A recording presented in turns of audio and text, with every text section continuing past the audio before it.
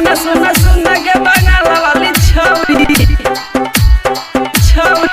presented by Karan Music Warisnagar। सुना सुना सुना के बंगाल वाली छौरी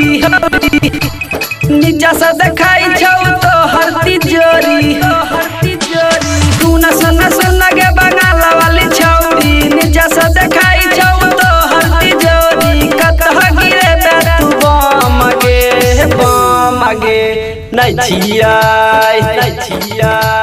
नहीं छियै केकरो से कम गे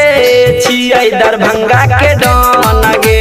नहीं छियै केकरो से कम गे छियै समस्तीपुर के डॉन गे सुना सुना सुना गे बंगाल वाली छौरी नीचा से देखाई छौ तो हरती जोरी कतह गिरे बे तू बम गे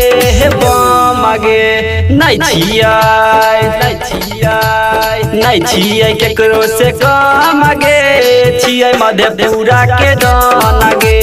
नहीं छियै केकरो से कम गे छियै मधुबनी के डॉन गे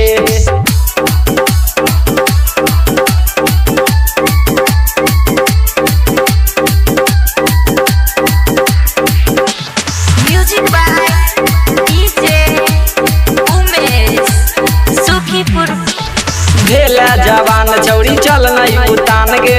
तोरे में बसै छै सबके परान गे एना नहीं देखा के तू चले सामान गे नजर उठा के देखो बुढ़वा जवान गे भेला जवान छौरी चल नहीं उतान गे तोरे में बसै छै सबके परान गे एना नहीं देखा के तू चले सामान गे नजर उठा के देखो बुढ़वा जवान गे पाजा में धो के माजा जले तो पाजा में धो के माजा जले तो लुट ले तो सब धान गे नहीं छियै केकरो से कम गे छियै दरभंगा के डॉन गे नहीं छियै केकरो से कम गे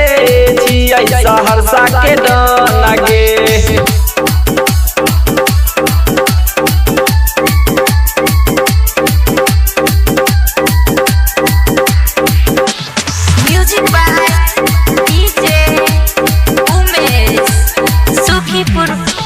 मनीष सुनील के मान लेना बात गे राइटर राजन करतो रोज मुलाकात गे मिलैला यहाँ सहेली के साथ गे तोरा लजबो छौरी नहर के कात गे मनीष सुनील के मान लेना बात गे राइटर राजन करतो रोज मुलाकात गे मिलैला यहाँ सहेली के साथ गे तोरा लजबो छौरी नहर के कात गे तोरा बैठैबो हमें घुमैबो तोरा बैठैबो हमें घुमैबो नैली है नसान गे नहीं छियै केकरो से कम गे छियै खगड़िया के डॉन गे नहीं छियै केकरो से कम गे छियै समस्तीपुर के डॉन गे।